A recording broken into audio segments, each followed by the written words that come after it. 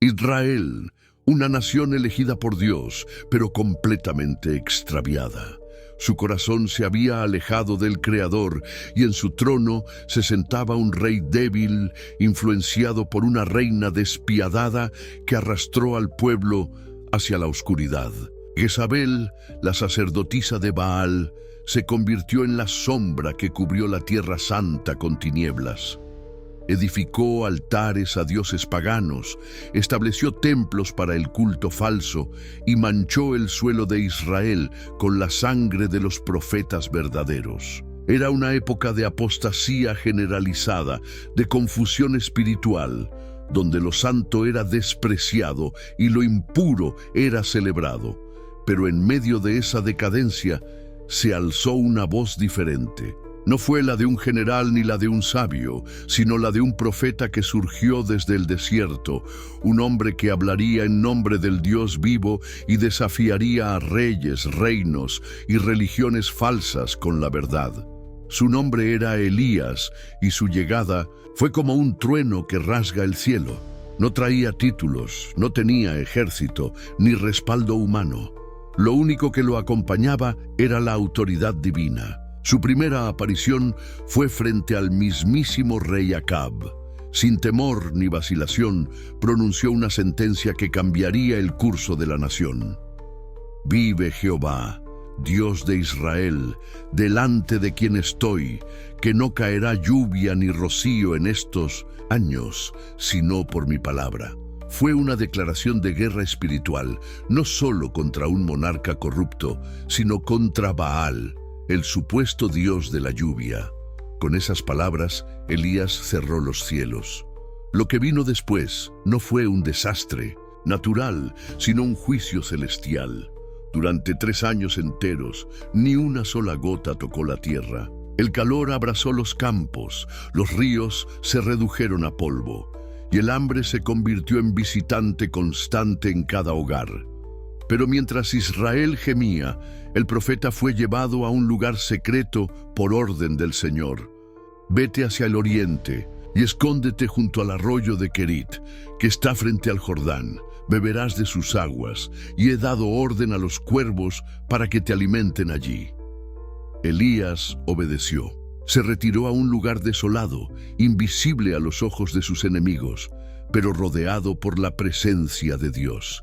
Allí, en completo aislamiento, fue testigo del poder sobrenatural que lo sustentaba día a día. Cada mañana y cada tarde, cuervos, aves que la ley consideraba impuras, llegaban puntualmente con pan y carne. No era lógico, no era explicable, pero era real. Dios había decidido alimentar a su siervo con milagros cotidianos. Cuando el arroyo se secó, una nueva instrucción llegó del cielo. Levántate, ve a Sarepta de Sidón y mora allí. He dado orden a una viuda que te sustente. Elías partió inmediatamente. Lo sorprendente es que Sarepta no pertenecía a Israel, sino a Sidón, tierra natal de Jezabel, epicentro del culto a Baal. ¿Cómo podía un profeta de Jehová ser enviado justo al corazón del paganismo, a depender de una viuda extranjera en medio de una crisis de hambruna? La lógica no tenía espacio aquí, solo la obediencia y la fe. Al llegar a la entrada de la ciudad, Elías encontró a una mujer recogiendo leña. Se acercó y le dijo: «Te ruego que me traigas un poco de agua en un vaso para que beba, y también un bocado de pan». La respuesta de la mujer fue dura y reveladora. «Vive Jehová tu Dios, que no tengo pan cocido, solo un puñado de harina en la tinaja y un poco de aceite en una vasija. Estoy recogiendo 2 palos para prepararlo para mí y mi hijo, y después comeremos y moriremos». Era el final. Ya no quedaban recursos ni esperanza, estaban listos para su última comida. Pero Elías, guiado por una fe feroz, no retrocedió. Le habló con ternura, pero con firmeza. «No temas, haz como has dicho, pero primero hazme una pequeña torta y tráemela. Después harás para ti y tu hijo, porque así ha dicho Jehová, Dios de Israel: La harina de la tinaja no escaseará ni el aceite de la vasija disminuirá hasta el día que Jehová haga llover sobre la faz de la tierra. La mujer obedeció, y el milagro comenzó. Día tras día el aceite no se acababa, la harina nunca desaparecía. En la cocina de una viuda olvidada en una ciudad extranjera, Dios demostró que su poder no estaba limitado por fronteras ni por culturas. Usó lo débil, lo rechazado, lo pequeño, para sostener al profeta que había cerrado los cielos. En medio de la sequía, una casa sencilla se convirtió en refugio del cielo. Elías no solo fue alimentado, fue fortalecido en su espíritu, preparado para lo que vendría, porque su misión apenas comenzaba. Había enfrentado al rey, desafiado a Baal, sobrevivido al exilio, y ahora su fe sería puesta a prueba de formas que aún no podía imaginar. Esta es la historia de un hombre común con una misión sobrenatural. Un hombre que caminó por sendas solitarias, pero nunca estuvo solo. Elías, el profeta de fuego, cuya vida no terminó en muerte, sino en gloria. Su historia nos recuerda que Dios todavía levanta voces en tiempos de confusión, que aún en medio de la sequía espiritual, su provisión no falla, y que basta un corazón obediente para cambiar el destino de una nación. ¿Qué clase de fe tenía aquella mujer para dar lo último que poseía a un desconocido, confiando únicamente en la promesa de un Dios que no era el suyo? Pero lo hizo. Sin vacilar, obedeció la palabra de Elías, y entonces ocurrió lo imposible. Comieron él, ella y su familia durante muchos días. La harina nunca se terminó y el aceite no se agotó, exactamente como el Señor lo había anunciado por medio de su profeta. Dios había honrado la obediencia radical de una viuda extranjera en medio de una tierra hostil.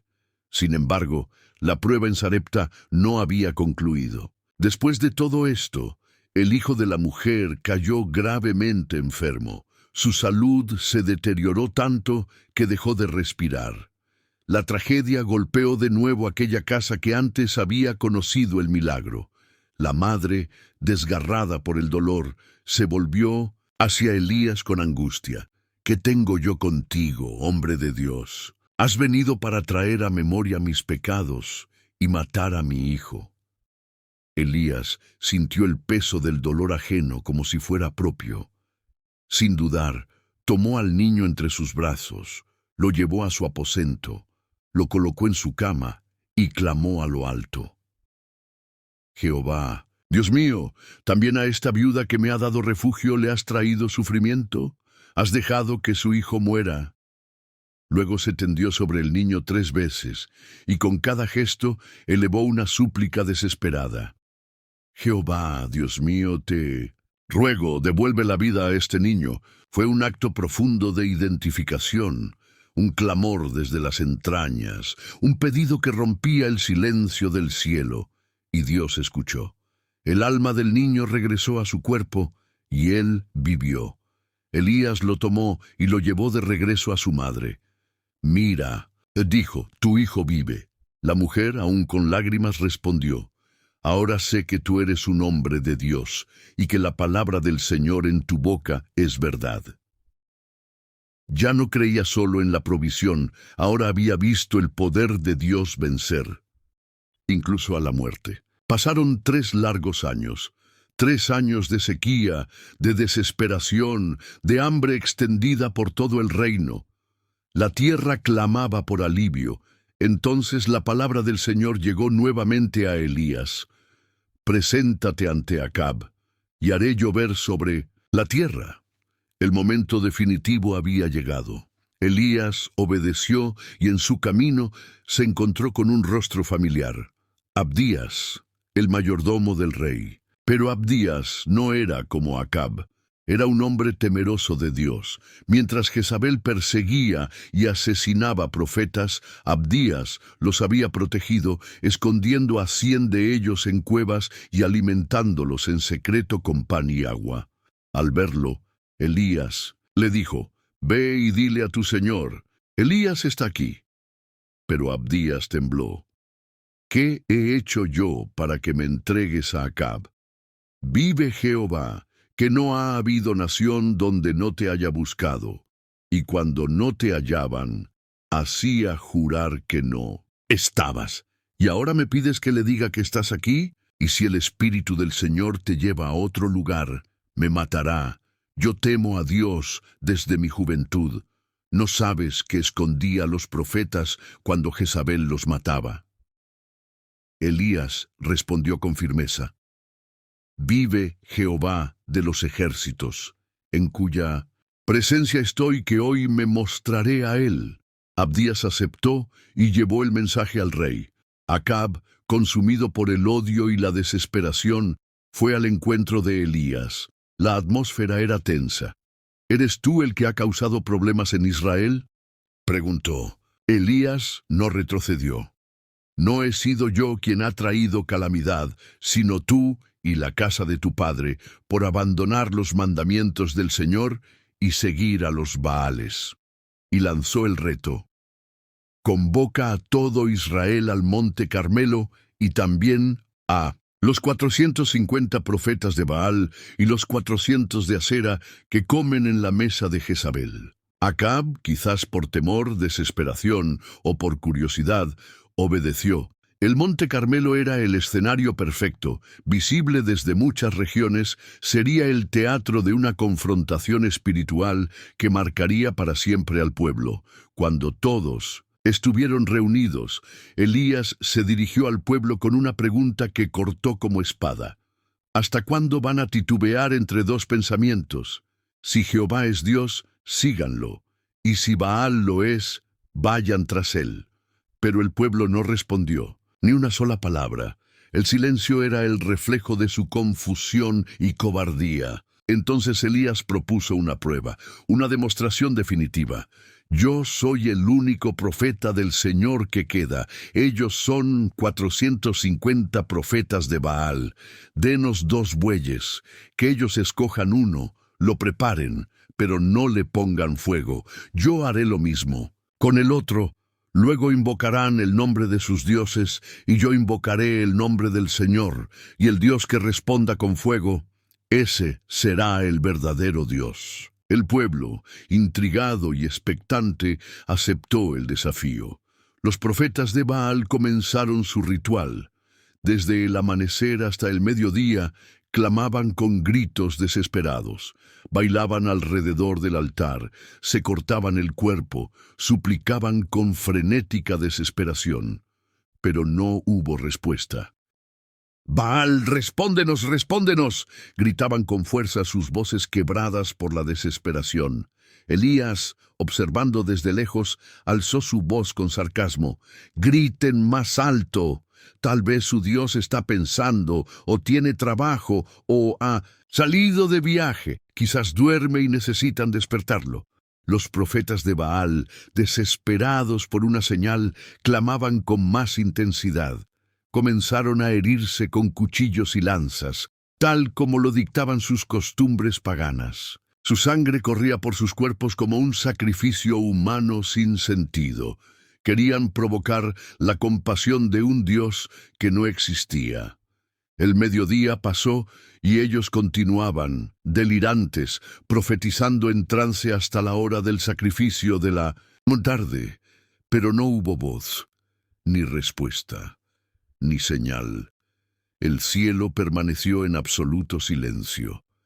La impotencia de sus dioses quedó desnuda frente a todo Israel. El vacío de la idolatría se volvió evidente. Era como gritar al viento.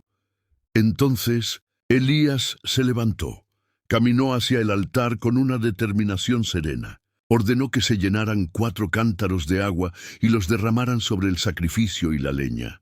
Luego repitió la orden 2 veces más. El agua fluía sobre la ofrenda, empapaba la leña, corría por las piedras y llenaba la zanja cavada alrededor. Todo estaba absolutamente mojado. Cualquier posibilidad de fuego oculto era anulada.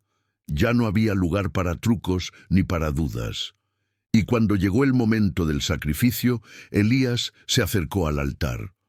No gritó, no se hirió, no danzó, elevó una oración breve, clara y poderosa. Jehová, Dios de Abraham, Isaac e Israel, que hoy se sepa que tú eres el Dios verdadero en esta nación, que yo soy tu siervo y que he hecho todo esto por tu mandato. Respóndeme, Señor, para que este pueblo reconozca que tú eres Dios y que haces volver su corazón a ti. La respuesta del cielo fue instantánea. Un fuego divino descendió y consumió el sacrificio, la leña, las piedras, el polvo y hasta el agua que rodeaba el altar. Fue una demostración total, un juicio encendido que no dejaba dudas. El pueblo, sobrecogido por el impacto, cayó al suelo con el rostro en tierra. Jehová es Dios, Jehová es Dios, gritaban todos. No quedó lugar para titubeos. Elías entonces pronunció juicio. Según la ley de Deuteronomio 13, los falsos profetas debían ser ejecutados. Que ninguno escape, ordenó. Los profetas de Baal fueron capturados y llevados al arroyo de Sisón. Allí Elías los ejecutó. Fue una acción dura, pero necesaria. Un corte profundo a la raíz de la idolatría que había contaminado al pueblo. Tras la purga espiritual, Elías volvió su atención al cielo. Se dirigió a Acab. Sube, come y bebe, porque ya se oye el estruendo de una gran lluvia. Mientras el rey comía, Elías subió a la cumbre del monte Carmelo. Se postró con el rostro entre las rodillas, una postura de profunda humillación y oración ferviente. Le dijo a su siervo: «Sube y mira hacia el mar». El criado fue y volvió. «No hay nada».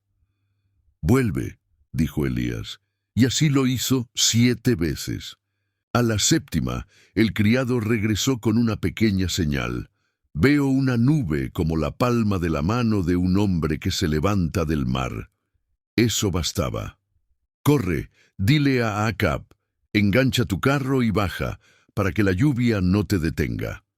Y mientras hablaban, el cielo se oscureció. Nubes densas, viento poderoso y una lluvia abundante cayó sobre la tierra reseca. Acab subió a su carro y partió hacia Jezreel. Pero la mano de Jehová vino sobre Elías, y con una fuerza sobrenatural ciñó sus lomos y corrió delante del carro real hasta la entrada de Jezreel. Fue una señal de autoridad profética y poder divino. La victoria espiritual estaba completa, o eso parecía, pero la guerra aún no había terminado. Jezabel, al enterarse de todo lo sucedido, envió un mensaje directo a Elías.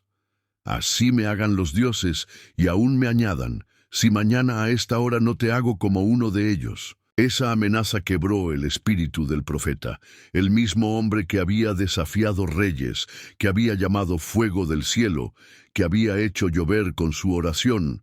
Ahora tenía miedo. Elías huyó, salió de Samaria, cruzó hasta Judá y llegó a Beerseba. Allí dejó a su siervo y solo continuó caminando un día entero por el desierto.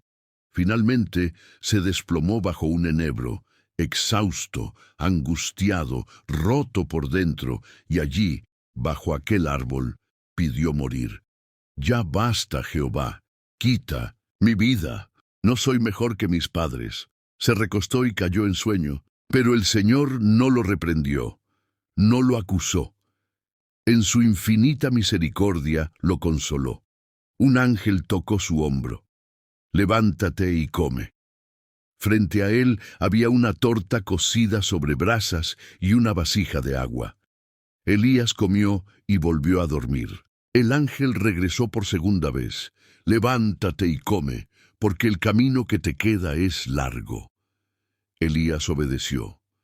Esa comida lo fortaleció de tal manera que caminó 40 días y 40 noches sin necesidad de más alimento, hasta llegar al monte de Dios, Horeb, también conocido como Sinaí.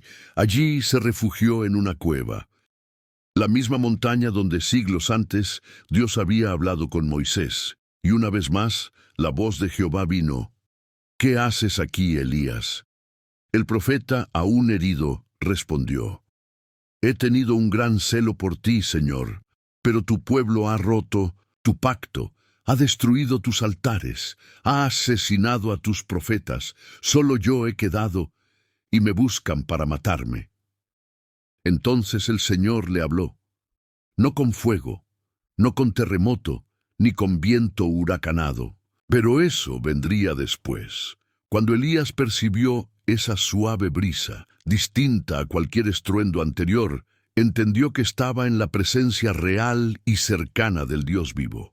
No era un fuego que consumía ni un terremoto que sacudía montañas. Era algo más íntimo, más profundo. Reverente cubrió su rostro con el manto y se posicionó a la entrada de la cueva. Allí, la voz de Jehová volvió a hablar, repitiendo la misma pregunta que antes. ¿Qué haces aquí, Elías? El profeta, con el corazón aún dolido pero ahora más consciente, respondió, he sentido un ardiente celo por ti, Señor, Dios de los ejércitos, porque tu pueblo ha abandonado tu pacto, han derribado tus altares y asesinado a espada a tus profetas. Solo yo he quedado, y buscan mi vida para quitármela. Dios no lo reprendió directamente. En lugar de eso, le ofreció una nueva misión, una visión más completa. Le mostró que su plan no había terminado, que su papel seguía siendo esencial y que no estaba solo. Regresa por el desierto rumbo a Damasco. Allí ungirás a Hazael como rey de Siria, a Jehú, hijo de Nimsi, como rey sobre Israel, y a Eliseo, hijo de Safat, como profeta en tu lugar. El que escape de la espada de Hazael lo matará Jehú, y el que logre escapar de Jehú lo matará Eliseo. Y me he reservado en Israel 7,000 hombres, que no doblaron sus rodillas ante Baal, ni lo besaron. 7,000. Elías no era el único. Había un remanente fiel, silencioso, pero presente, conocido solo por Dios. Esta revelación trajo consuelo y renovación. Elías entendió que su percepción había sido incompleta. Ya no se sentía solo. Ya no se sentía derrotado. Con la visión restaurada, emprendió su camino desde Joreb con una triple tarea divina: ungir un rey extranjero, un nuevo líder para Israel y preparar a su propio sucesor. Aunque las unciones de Hazael y Jehú se concretarían más adelante a través del ministerio de Eliseo, la acción más inmediata era el llamado profético, aquel que portaría su manto y continuaría su legado. Elías descendió de la montaña y encontró a Eliseo, hijo de Safat, trabajando el campo. Venía de una familia próspera, arando con 12 yuntas de bueyes. Él dirigía la última. Sin mediar palabra, Elías pasó junto a él y arrojó sobre sus hombros su manto. Un gesto silencioso, pero lleno de significado. En esa cultura era la forma más clara de llamar a alguien al ministerio profético. Eliseo entendió sin necesidad de explicación. Dejó los bueyes, corrió tras Elías y le pidió: «Permíteme ir a besar a mis padres, y luego te seguiré». El profeta no se opuso. Entonces Eliseo regresó, sacrificó una yunta de bueyes y utilizó el arado como leña. Cocinó la carne y la dio al pueblo. No solo estaba respondiendo al llamado, estaba cortando los lazos con su antigua vida. No había vuelta atrás. Luego se levantó y siguió a Elías. Se convirtió en su discípulo y servidor. El tiempo pasó. Una nueva amenaza surgió en Israel. El rey Ocosías, hijo de Acab, cayó gravemente herido. En lugar de buscar al Dios de Israel, decidió enviar mensajeros a consultar a Baal-Zebub, dios de Ecrón. Jehová habló a Elías: «Levántate y ve al encuentro de los mensajeros del rey. Pregúntales, ¿acaso no hay Dios en Israel que van a consultar a Baal-Zebub? Por eso dile, del lecho al que subiste no descenderás, ciertamente morirás». Elías fue y entregó el mensaje. Los enviados, sorprendidos, regresaron rápidamente al rey. «¿Por qué han vuelto tan pronto?», preguntó. Nos salió al paso un hombre que nos dijo: regresen al rey y díganle, así ha dicho Jehová, no hay Dios en Israel para que envíes a consultar a Baal-Zebub. Del lecho donde estás no descenderás, morirás. En lugar de humillarse, Ocosías reaccionó con soberbia. Envió a un capitán con 50 soldados para arrestar a Elías, quien estaba en lo alto de una colina. El capitán clamó: «Varón de Dios, el rey dice que desciendas». Elías respondió: «Si yo soy hombre de Dios, que descienda fuego del cielo y te consuma con tus 50». Y descendió fuego del cielo que los devoró. El rey, terco, envió un segundo capitán con otros 50. Este llegó con la misma arrogancia: «Varón de Dios, el rey te ordena que bajes ahora». Elías repitió: «Si soy varón de Dios, que descienda fuego del cielo y te consuma a ti y a tus hombres». Nuevamente fuego descendió y los consumió. Increíblemente, Ocosías envió una tercera compañía, pero el tercer capitán, sabiendo lo que había pasado con sus predecesores, se acercó con humildad. Subió la colina lentamente, se postró y suplicó: «Varón de Dios, te ruego que tengas en estima mi vida y la de estos 50 siervos tuyos. Sabemos lo que ocurrió antes. Ten misericordia». Este gesto de respeto cambió todo. «Te ruego que sea valiosa ante tus ojos mi vida y la de estos 50 siervos tuyos. Ya descendió fuego del cielo y consumió a los 2 primeros capitanes con sus tropas. Permite que esta vez haya misericordia». Entonces el ángel del Señor habló a Elías: «Desciende con él, no temas». Elías obedeció. Bajó con el capitán hasta el rey y frente a frente, sin temor, proclamó una vez más el mensaje divino. La sentencia era inamovible. Por haber acudido a consultar a un Dios extraño en vez de buscar al Dios de Israel, el rey Ocosías moriría. Y así fue. Tal como Jehová lo había declarado por medio de su siervo, el rey murió. El ciclo del ministerio de Elías sobre la tierra se acercaba a su final. Pero no sería una despedida común. Dios había determinado llevárselo consigo de una forma sobrenatural, sin que atravesara la muerte física.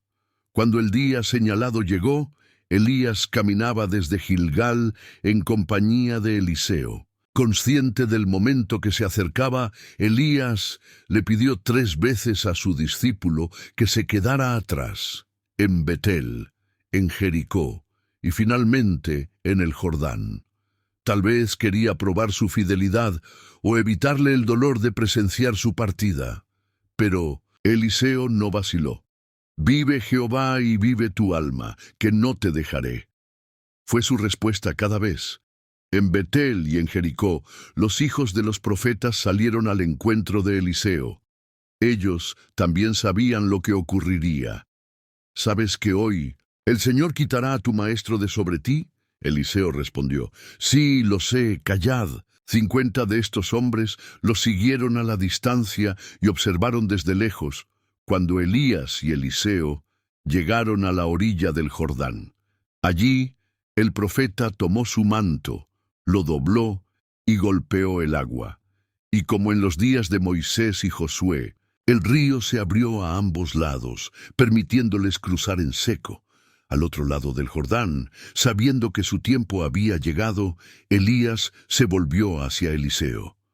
«Pide lo que quieras que haga por ti antes de que sea llevado de tu lado». Eliseo no pidió riquezas ni poder político. Su deseo era claro: «Te ruego que una doble porción de tu espíritu venga sobre mí».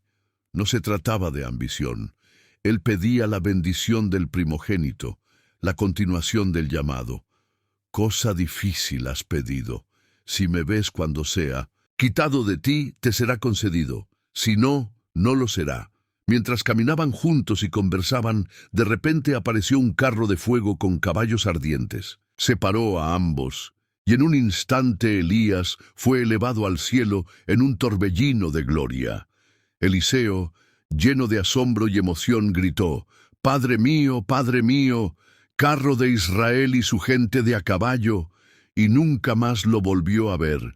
En señal de duelo, rasgó sus vestiduras, pero inmediatamente alzó el manto que Elías había dejado caer al ascender, el símbolo del llamado, de la autoridad, de la continuidad. Eliseo volvió a la orilla del Jordán. Sosteniendo el manto, golpeó las aguas y clamó: ¿Dónde está Jehová, el Dios de Elías? Las aguas se abrieron de nuevo. El río obedecía no al hombre, sino al espíritu que ahora reposaba sobre él. Eliseo cruzó en seco. La doble porción había sido confirmada. El espíritu de Elías reposaba ahora sobre su sucesor. El profeta del fuego no conoció la muerte. Fue llevado directamente a la presencia del Altísimo. Su vida marcó un antes y un después, y su legado quedaría grabado en la historia de Israel y en la esperanza futura, porque se profetizaría que Él volvería antes del gran y temible día del Señor. Queremos agradecerte de todo corazón por haber llegado hasta el final de esta película. Tu tiempo y atención significan mucho para nosotros. Si este contenido ha sido de bendición para tu vida, te pedimos que nos apoyes dándole me gusta a este video y compartiéndolo con tus amigos, tu familia, tu iglesia o en tus redes sociales. Así, más personas podrán conocer el poder de la palabra de Dios de una forma que transforma el alma. También te invitamos a suscribirte a nuestro canal, porque vienen más producciones increíbles que te sumergirán en las Escrituras de una manera impactante, visual y profundamente espiritual. Si aún no lo has visto, te recomendamos también nuestra película sobre Moisés, una poderosa historia que relata la esclavitud de Israel en Egipto, las 10 plagas y la liberación milagrosa que cambió el destino de una nación. Es un viaje visualmente impresionante y espiritualmente revelador que no puedes perderte. Y muy pronto estaremos estrenando una nueva película sobre Josué, el valiente sucesor de Moisés que condujo al pueblo de Israel hacia la tierra prometida. Verás cómo cayeron las murallas de Jericó, cómo Dios cumplió su promesa y cómo un nuevo líder se levantó con fe y obediencia inquebrantable. Gracias por acompañarnos en este viaje por la historia sagrada. Que el Dios eterno te bendiga, te fortalezca y te guíe todos los días de tu vida. Hasta el próximo video.